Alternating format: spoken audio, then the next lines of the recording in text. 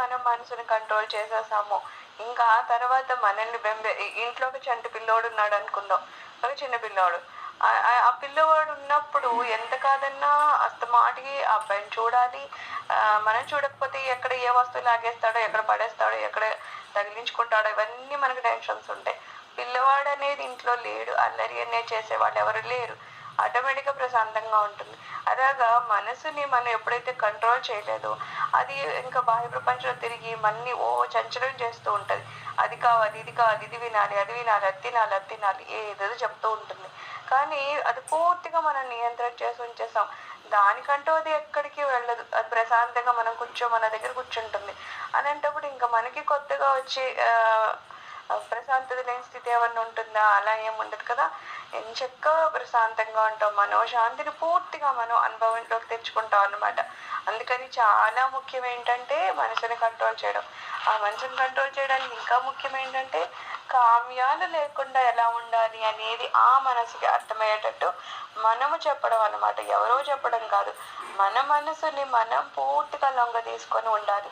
దానికి ఇష్టపరంగా మన సాధనలో అది మనకి తోడ్పడేటట్టు దాన్ని చాలా ఇష్టపరంగా మన దారిలోకి తెచ్చుకోవాలి. తప్పితే ఎవరో చెప్పారంట నువ్వు లెగుస్తావా లెగవా అని మనం దాన్ని ఏదో జబర్దస్తి లెగిసి 3 గంటలకు కూర్చో అన్నామనుకో, అదేం కూర్చోదు. ఎందుకంటే దానికి తెలీదు అసలు ఎందుకు లేగమంటున్నావు, ఎందుకు కూర్చోమంటున్నావు. చక్కగా పడుకోవచ్చు కదా, ఎప్పుడు నిద్రపోయే అలవాటు ఉంది కదా ఈ శరీరానికి అని అది మనకి వ్యతిరేకంగా చెప్పేది ఉంటుంది. కానీ మనం దానికి చెప్పామనుకో, ఎందుకు 3 గంటలే లెగాలి, అక్కడ ఉండే ప్రాముఖ్యత ఏంటనేది మనం చెప్పామనుకుందాం, అప్పుడు అది ప్రశాంతంగా లెగిసి కూర్చుంటుంది. దానికి అంతకన్నా ప్రశాంతం దొరుకుతుంది తప్పితే దానివల్ల దానికి వచ్చే నష్టమేమి ఉండదు అనమాట. సో అలా మనం కంట్రోల్ చేసామా అది మనకి పూర్తి మనోశాంతిని కలిగిస్తుంది అని చెప్తున్నారు. మనస్సుని పట్టించుకోకు, భక్తుడు అడుగుతున్నాడు, మనస్సు నిరంతరము చలిస్తూ ఉంటుంది, దాన్ని నిగ్రహించలేకుండా ఉన్నాను అని. అప్పుడు మహర్షి గారు చెప్తారు, చలించడం మనస్సు యొక్క స్వభావము, మీరు మనస్సు కాదు కదా. మనస్సు అనిత్యము, అస్థిరము, అశాశ్వతము, మీరు శాశ్వతం. ఆత్మలో సుస్థిరంగా ఉండడం అవసరము. మనస్సుని పట్టించుకోకండి, దాని మూలాన్ని వెతికితే అది అదృశ్యమైపోతుంది అంటున్నారు. ఎంతసేపు అదే మనసు చంచలం అని చెప్పి అలాగ అంటూ అంటూ ఉంటే ఏమవుతుందంటే ఇంకా ఇంకొక ఆలోచన దానికి యాడ్ అయిపోద్ది అనమాట. మనసు చంచలం సరే, అది చంచలము అంటూ ఇంకొకటి మనం ఇంకో ఆలోచన దానికి యాడ్ చేస్తున్నాం. అందుకని ఏమంటున్నారు, ఆ చలించడం అనేది మనసు యొక్క స్వభావం. ఒక గాలి ఉందంటే దాన్ని బంధించడం ఎలాగో, మనసు ఉందంటే దాన్ని కూడా బంధించడం చాలా కష్టం, నిజానికి చాలా కష్టం. కానీ ఏం చేస్తాము, ఆ గాలిని కూడా ఏదో బంధించాలంటే వాళ్ళు ఏదో సిలిండర్ లాగా ఇంకొకటి ఏదో చేసి దాన్ని బంధించడానికి ఏదో ప్రయత్నం చేస్తూ ఉంటారు కదా. అలాగా మనం కూడా ఆ మనసుని ఎలా నియంత్రించాలి అనే దానికి కూడా కొన్ని ప్రయత్నాలు చేస్తూ ఉంటాం. మనసు యాక్చువల్గా మీరు కాదు కదా. ఇక్కడ ఏమంటున్నారు, మనసు నియంత్రణలోకి లేదు, అందుకనే ధ్యానం చేయలేకపోతున్నారు అన్నారు. అయితే స్వామి ఏమంటున్నారు, మనసు సరే కానీ మనసు మీరు కాదు కదా. మనస్సు అనిత్యమైంది, అస్థిరమైంది, అశాశ్వతమైంది.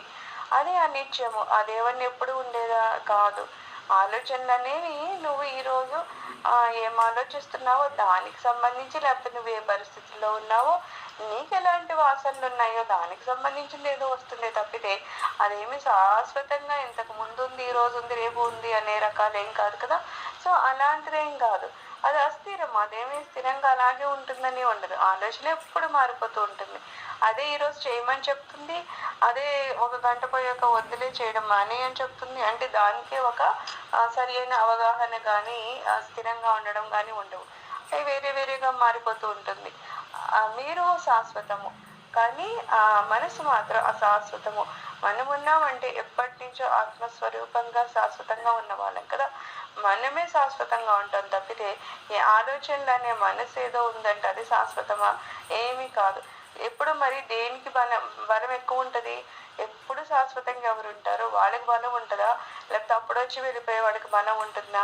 నిజానికి అప్పుడొచ్చి వెళ్ళిపోయే వాడికి ఎటువంటి బలం ఉండదు కదా. అలాగే యాక్చువల్గా మనలో ఉన్నదేంటి, ఆత్మ అనేది శాశ్వతంగా ఉంటుంది. సో ఆత్మకి మనం ఎక్కువ బలం ఉంటుంది, దాని మీద ఎక్కువ కాన్సన్ట్రేట్ చేయాలి తప్పితే ఏదో మనసు ఉంది మధ్యలో వచ్చిపోతుంది, ఆలోచనలు వచ్చిపోతున్నాయి, దానికి నిజంగా అయితే అంత బలం ఉండకూడదు. దాన్ని అంతా మనం బలవంతంగా తయారు చేయకూడదు, దాన్ని బలహీనపరచాలి. ఆలోచనలు అయితే వస్తూ ఉంటాయి, ఆలోచన రాగానే దాన్ని ఎలా ఖండించాలి అనేది కూడా మనం నేర్చుకోవాలి. ఇక్కడ ఏమంటారు, నరికి పారేయి అంటారు. ఏదన్నా ఆలోచన వచ్చిందంటే నరికి పారేయి అంటారు. ఆలోచన అయితే వచ్చింది, వెంటనే క్వశ్చన్ ఏంటి, ఈ ఆలోచన ఇప్పుడు మనకు అవసరమా, దానివల్ల ఏదన్నా మనకి జరిగేది ఉందా, ఇలాగనమాట. ఇప్పుడు ఇది కాదు మనకి ఇంపార్టెంట్, దీనికన్నా ఇంపార్టెంట్ ఈ పని ఉంది కదా అని చెప్పేసి ఏదో పిల్లలు మనది చాలా ఇంపార్టెంట్ పని చేస్తూ ఉంటాం, వచ్చి అమ్మ అమ్మ అమ్మ అంటే ఏమంటావు, ఉండు ఇప్పుడు అది కాదు నేను తర్వాత చెప్తాను నీకు, కాసేపు ఉండి ఆగే అంటాం కదా, అలా అనమాట. దాన్ని కూడా కాసేపు ఆగు ఆగు అన్నావు అనుకో, ఎంతసేపు అవుతుంది పాపం, మళ్ళీ వస్తుంది, మళ్ళీ పంపిస్తాం, మళ్ళీ వస్తుంది, మళ్ళీ పంపిస్తాం. ఆ తర్వాత ఏమవుతాయి అంటున్నారు, 100 ఆలోచనలు వచ్చేది తగ్గి తగ్గి తగ్గి తగ్గి తగ్గి 50కి వస్తాయట.